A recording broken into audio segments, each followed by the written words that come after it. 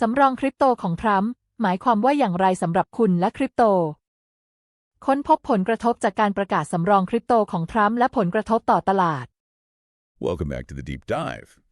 Today we are unpacking some pretty major news that just dropped in the crypto world. President Trump just announced that the U.S. is going to create a crypto strategic reserve, and it's really kind of sent these shockwaves through the markets. And we've got a stack of articles here that we're going to kind of dive into about this announcement, talking about Bitcoin, Ethereum, even some altcoins like XRP, Solana, Cardano. And, I think a lot of people listening are probably wondering, what does crypto strategic reserve even mean? And what could it mean for me? Well, it is a bold move for sure, to think about the U.S. holding a massive store of cryptocurrency, kind of like how countries have reserves of oil or gold. It's meant to give them stability and influence and maybe even some power on the global stage. Okay, so that makes sense. So Trump is basically saying that the U.S. is going all in on crypto. It seems that way, yeah. And the markets have definitely taken notice. Bitcoin surged almost 10% right after the announcement, breaking 93,000. Ethereum saw a nice bump too, but some of those altcoins that you mentioned, like Cardano, went absolutely ballistic. We're talking jumps of like 60% or even more. Wow, that is wild. But I have to admit, I am a little confused. The articles mentioned that Bitcoin was actually struggling before this announcment, having its worst month since 2022. So why the sudden surge? It's all about perception. This announcement sends a signal that the U.S. government sees value and legitimacy in crypto, and that kind of endorsement from government can have a huge impact on the market. So you're saying this is more about like confidence than anything else? Exactly. Investors see the U.S. getting involved and think, okay, maybe crypto really is the future. Huh. It's like a stamp of approval from the government. That makes sense. Yeah. But let's get down to brass tacks. How would this reserve even work? Yeah. Where's the money coming from? That's the multi-billion-dollar question, isn't it? There are some theories floating around. Some experts think that the government might use funds from the U.S. Treasury, or maybe even tapping into assets that they've seized from criminals. Interesting. I did see that Trump mention this being tied to his executive order on digital assets, which talked about creating a national digital asset stockpile, potentially from seized crypto. Right. But there is a difference between a stockpile and a reserve. A stockpile is more like holding on to what they already have. A reserve suggests that they'll be actively buying more crypto on a regular basis. Think of it like constantly adding to a savings account. Okay, so this isn't just a one-time thing. They're planning to invest consistently in crypto. It seems that way, yeah. And that's a big shift from what we saw under the Biden administration, which was all about tighter regulations and a more cautious approach to crypto. Right, so this is basically flipping the script on crypto policy. Sure. But what do you think this means for the U.S.'s role in the global crypto landscape? This is where it gets really interesting. This move could put the U.S. in direct competition with countries like El Salvador, which have already made Bitcoin legal tender.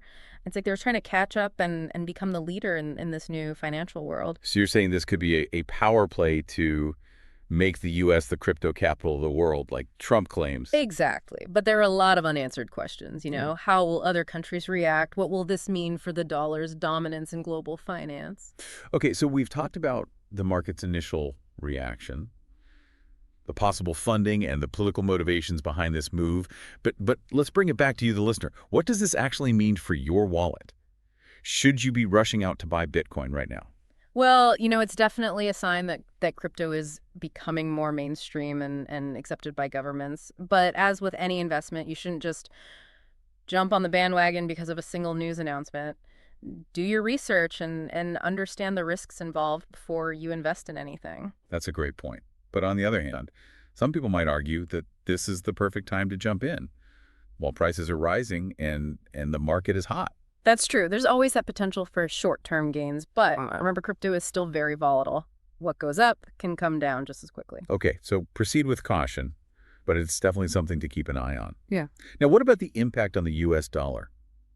Could this move challenge its role as the world's leading currency?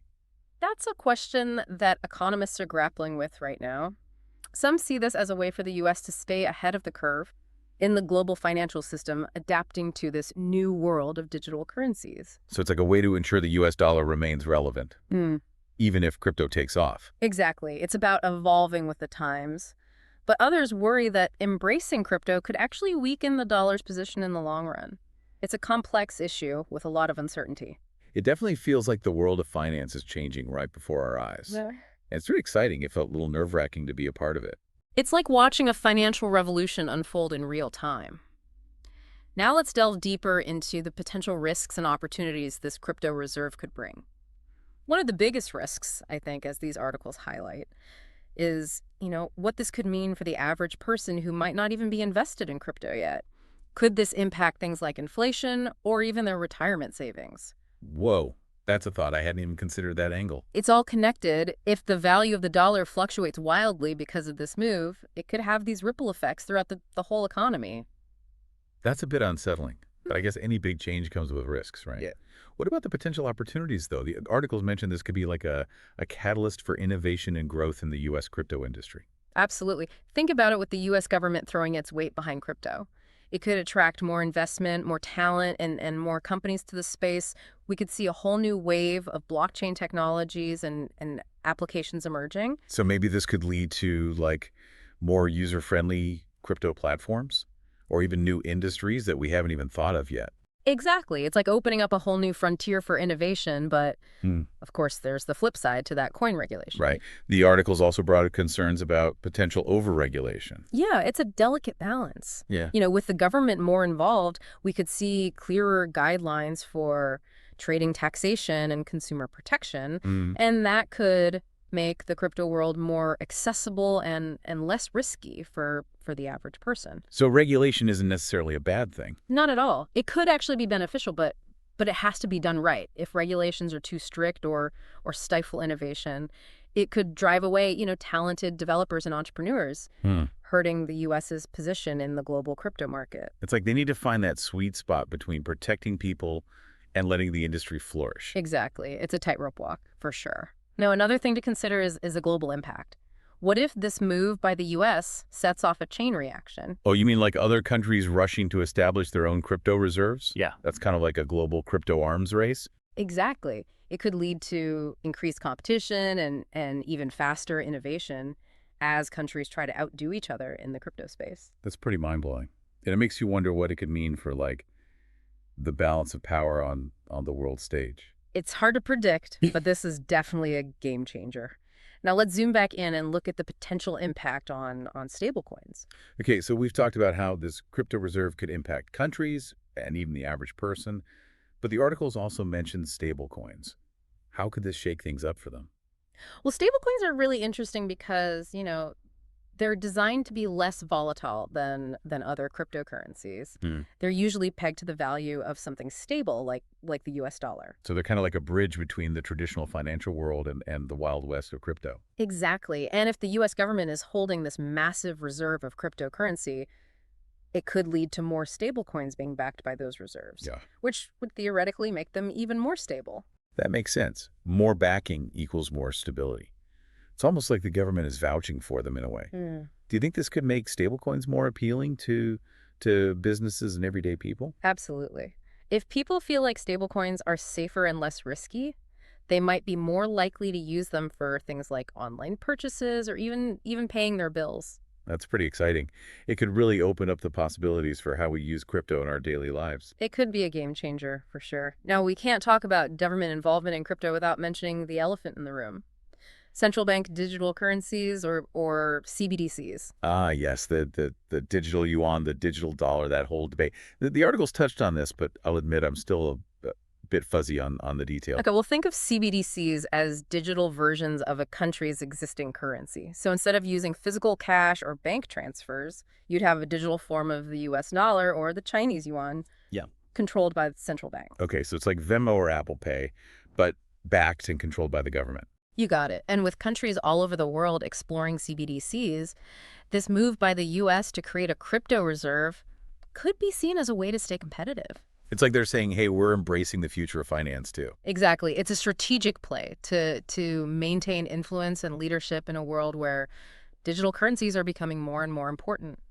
It's fascinating to see how all of these pieces fit together, Crypto reserves, stable coins, CBDCs. It's like a giant puzzle, and we're just starting to see the picture emerge. It's definitely a lot to wrap your head around. Yeah. But I think the key takeaway here is that The world of finance is changing right before our eyes. Crypto is becoming more mainstream, and governments are starting to take notice. It's a time of tremendous change, and it's hard to say exactly what the future holds. But one thing is clear. The way we think about money and finance is being challenged and redefined. And who knows, maybe Yeah. we're witnessing the birth of a whole new financial system. It's definitely a possibility. And that's what makes this so exciting, you know? There's a sense of potential and possibility that's contagious. I have to agree. Mm-hmm. Well, we've covered a lot of ground today, exploring the potential impact of Trump's crypto reserve. What are some final thoughts you'd like to leave our listeners with?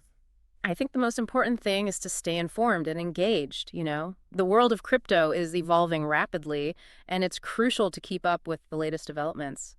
Do your research, explore different perspectives, and don't be afraid to ask questions. That's great advice. We here at the Deep Dive will continue to explore these topics and bring you the insights you need to navigate this ever-changing landscape.